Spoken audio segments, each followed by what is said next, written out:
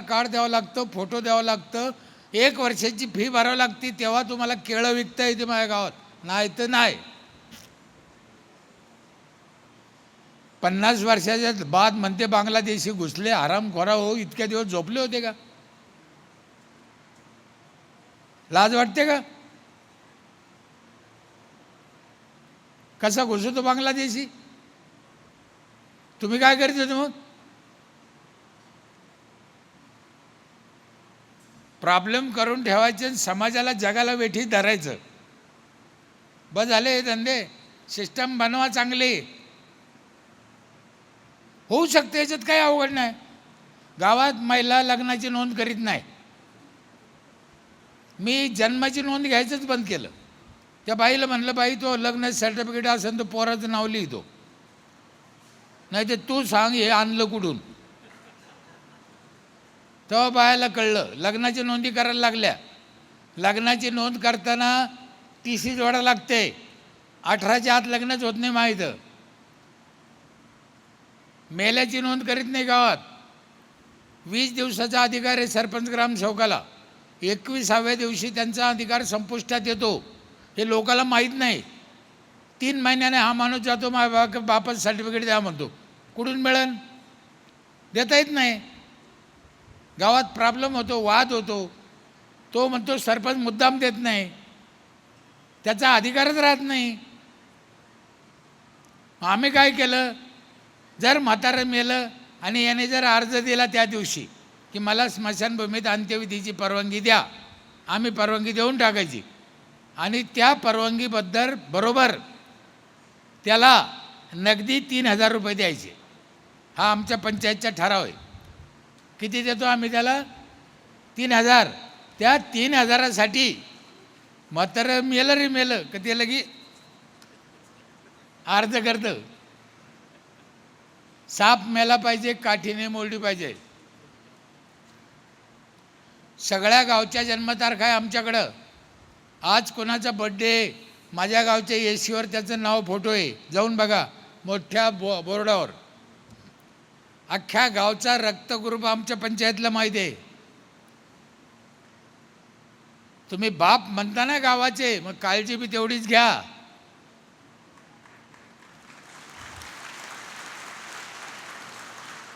सरपंच ग्रामपंचायत ही जागा अशी आहे, पंढरपूर आणि विठ्ठलाच्या बरोबरीची जागा आहे ग्रामपंचायत आणि सरपंच. जर त्याला त्या लायकीचा असला तर तो विठ्ठल कमरावर राहते, काढीत नाही. ह्या विठ्ठलाचे हात 24 तास मोकळे. जे का रंजले गांजले त्याच्यासाठी आहे. यारे यारेला आणतो, सगळ्यासाठी आहे. हाच खरा विठ्ठल आहे. हे जोपर्यंत म्हणून तुकडोजी महाराजांनी सांगितलं, कशाला फिरतो व्यर्थ, तुझं गावच नाही का तीर्थ.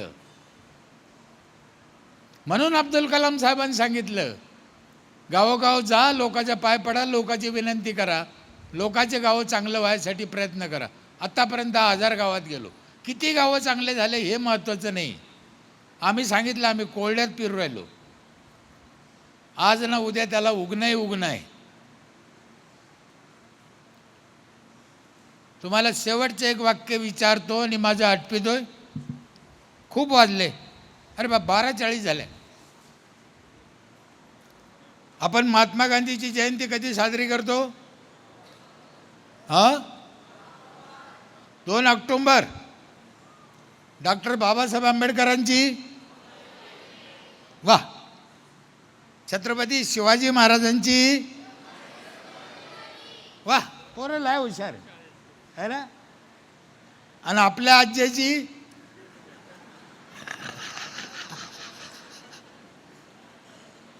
आम्हाला महात्मा गांधी माहिती आहे, आम्हाला डॉक्टर बाबासाहेब आंबेडकर माहिती आहे, आम्हाला छत्रपती शिवाजी महाराज माहिती आहे, आम्हाला आमचा आज्जा माहीत नाही. याचं कारण असं आहे, ते लोक समाजासाठी जगले म्हणून समाजाच्या आठवणीत राहिले.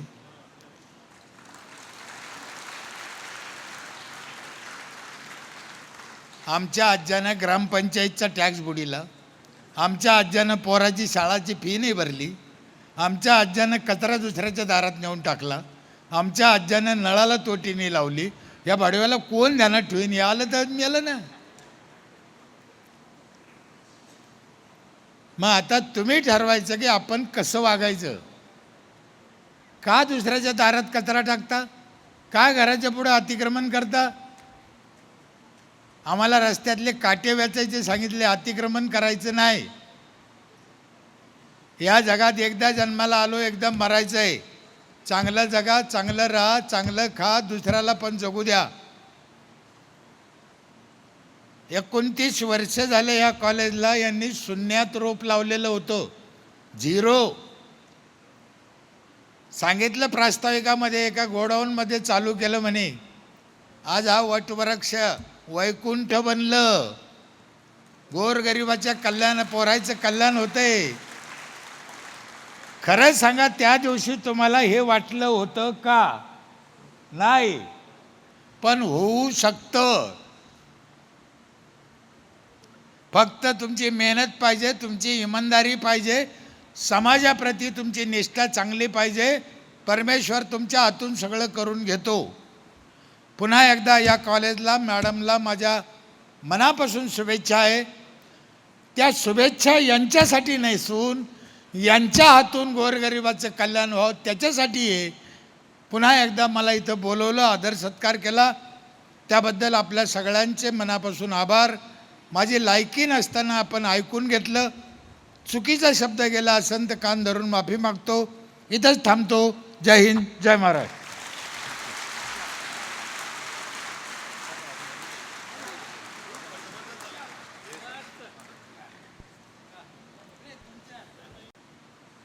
आणि चौथं पाणी माझ्या इथे, जसं तुमच्या कॉलेजच्या पोरीला आहे तसं अख्ख्या गावाला सकाळी आंघोळीला गरम पाणी येतं नळाला. बाईनं चुलीवर तापायचं नाही, वीज चोरायची नाही.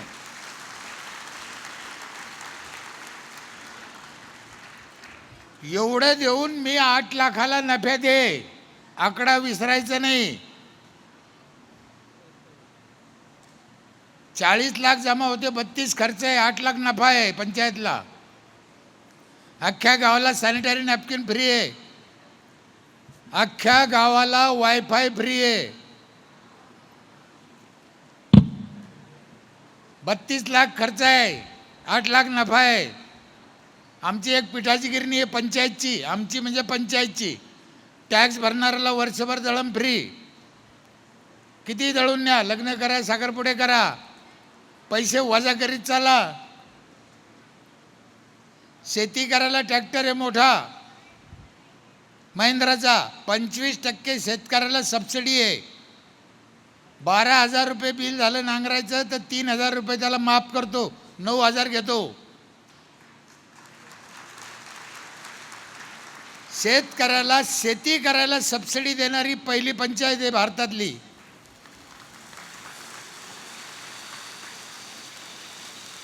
सरकार शेतकऱ्याला मदत करतं, पण कधी तू फाशी घे मग तुला मदत करतो.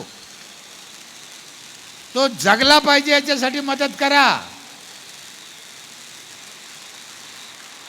हे होऊ शकतं. मी माझ्या घरातून नाही केलं, त्यांच्या आलेल्या टॅक्समधून केलं. मला गर्व करायचं काही कारण नाही.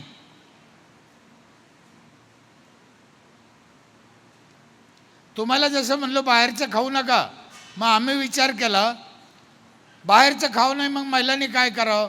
मग आम्ही शेवाया पापड करणं मसनी घेतल्या. मसाला करायचा, हळद कुटायची, धने पावडर कुटायची, मिरची कुटायची, डाळी करायच्या, गोड तेल करायचं, ऊसाचा रस काढायचा, बटाटा चिप्स करायचा, बटाटा चिवडा, हे 10-12 मसनी पंचायतमध्ये वर्षभर फुकट. बाया 50-50, 25-25 क्विंटलच्या बटाटा चिप्स करत्या फुकट. डब्याचे डबे भरून ठेवत्या, पोराला पाहिजे तेव्हा खायला देता.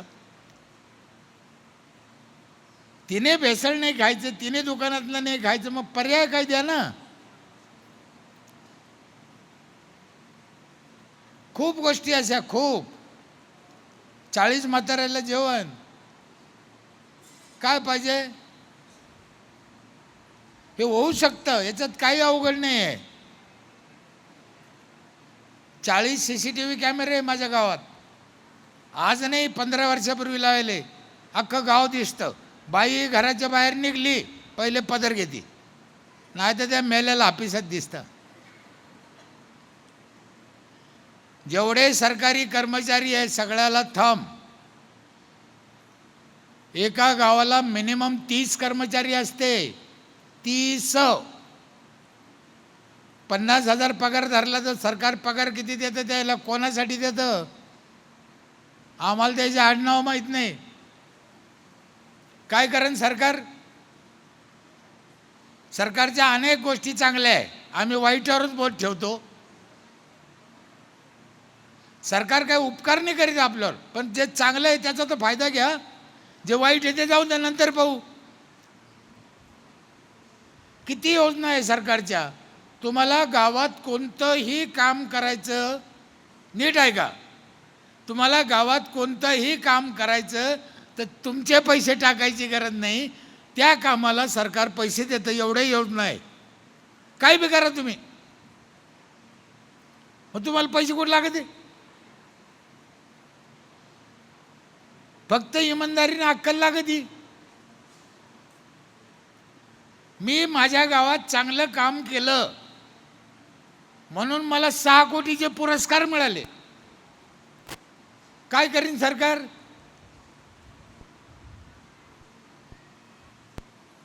तुम्हाला विश्वास बसणार नाही. रस्त्याच्या कडेला गावात शेतात आम्ही नारळाचे झाडं लावले. 2.5 लाख नारळ निघाले यावर्षी. 2.5 लाख. आम्ही विकले नाही, गावाने फोडून खाल्ले. विकायचे नाही, आम्ही ठरवून टाकलं विकायचे नाही, तुम्ही खा. मी लोकांना सांगतो ना, फळाचे झाडं लावा, फळाचे झाडं लावा. लोक मला काय शिकिते, साहेब रस्त्याला फळाचे झाडं लावले तर पोरं ठेवायचे नाही. आता हे जालना औरंगाबाद रोड आहे, देन करा, याच्या दोन्ही बाजूनं जर फळं असले तर काय बिघडन? सरकारचं काय बिघडन? लावा ना. ते म्हणजे पोरं खातेन. अरे खाऊन द्या ना भाडवे हो, तुमचं काय वापस गेलं? पोरं खातेन म्हणून आम्ही लाईत नाही. किती हलकट झाला माणूस. एक गोष्ट सांगू, राग नाही यायचा. इतका जर तुम्हाला पोरायचा राग आहे,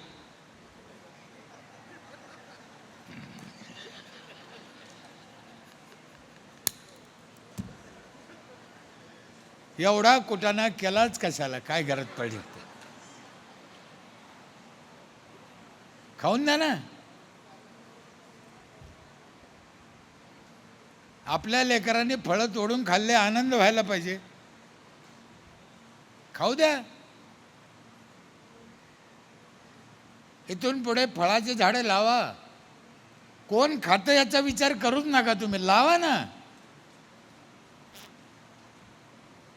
सगळ्या शेताला रोड आहेत, सेपरेट सबस्टेशन आहे गावाला. 24 तास वीज आहे. वीज बिल थकबाकीत नाही, बँकेचं लोन थकबाकीत नाही. 32 एकर गावची जमीन आहे. 100% कोरडं होती, आज 100% बागायत आहे. काय पाहिजे गावाला? गावातले रस्ते चकचक आहे. गावात अतिक्रमण होऊच शकत नाही, एवढी सिस्टम बसवलेली आहे. गौंडी पंचायतचे, गौंडी लायसनधारक आहे. विना परवानगी घर बांधताच येत नाही. माझ्या इथे गावात भीक मागायला कोणी येऊ शकत नाही, विकायला कोणी येऊ शकत नाही. ती सिस्टमच नाही आमच्या इथं. तुम्हाला काही माल विकायला यायचं तर पंचायतची परवानगी घ्यावं लागते, आधार कार्ड द्यावं लागतं, फोटो द्यावं लागतं, 1 वर्षाची फी भरावी लागते, तेव्हा तुम्हाला केळं विकता येते माझ्या गावात, नाही तर नाही. 50 वर्षाच्या बाद म्हणते बांगलादेशी घुसले, हरामखोरा हो. इतक्या दिवस झोपले होते का? लाज वाटते का? कसा घुसतो बांगलादेशी? तुम्ही काय करत होते मग? प्रॉब्लेम करून ठेवायचे, समाजाला जगाला वेठी धरायचं. बस झाले हे धंदे. सिस्टम बनवा चांगली, होऊ शकते, याच्यात काही अवघड नाही. गावात महिला लग्नाची नोंद करीत नाही. मी जन्माची नोंद घ्यायचंच बंद केलं. त्या बाईला म्हणलं, बाई तो लग्न सर्टिफिकेट असेल तर पोराचं नाव लिहितो, नाही तर तू सांग हे आणलं कुठून. तेव्हा बायाला कळलं. लग्नाची नोंदी करायला लागल्या. लग्नाची नोंद करताना TC जोडा लागते. 18च्या आत लग्नच होत नाही माहीत. मेल्याची नोंद करीत नाही गावात. 20 दिवसाचा अधिकार आहे सरपंच ग्रामसेवकाला. 21व्या दिवशी त्यांचा अधिकार संपुष्टात येतो. हे लोकाला माहीत नाही. 3 महिन्याने हा माणूस जातो, माझ्या बापाचं सर्टिफिकेट द्या म्हणतो. कुठून मिळेल? देता येत नाही. गावात प्रॉब्लेम होतो, वाद होतो. तो म्हणतो सरपंच मुद्दाम देत नाही, त्याचा अधिकारच राहत नाही. आम्ही काय केलं, जर म्हातारं मेलं आणि याने जर अर्ज दिला त्या दिवशी की मला स्मशानभूमीत अंत्यविधीची परवानगी द्या, आम्ही परवानगी देऊन टाकायची. आणि त्या परवानगीबद्दल बरोबर त्याला नगदी 3,000 रुपये द्यायचे. हा आमच्या पंचायतचा ठराव आहे. किती देतो आम्ही त्याला? 3,000. त्या 3,000साठी म्हातारं मेलं रे मेलं का ते लगी अर्ज करतं. साप मेला पाहिजे, काठीने मोडली पाहिजे. सगळ्या गावच्या जन्मतारखा आहे आमच्याकडं. आज कोणाचा बड्डे, माझ्या गावच्या एसीवर त्याचं नाव, फोटो आहे, जाऊन बघा मोठ्या बोर्डावर. अख्ख्या गावचा रक्तग्रुप आमच्या पंचायतला माहिती आहे. तुम्ही बाप म्हणता ना गावाचे, मग काळजी बी तेवढीच घ्या.